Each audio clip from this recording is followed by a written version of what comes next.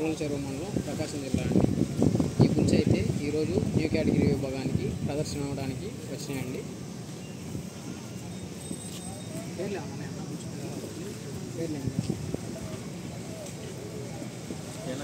ఈ బుల్స్ 5వ కేటగిరీ ప్రదర్శన అవ్వడానికి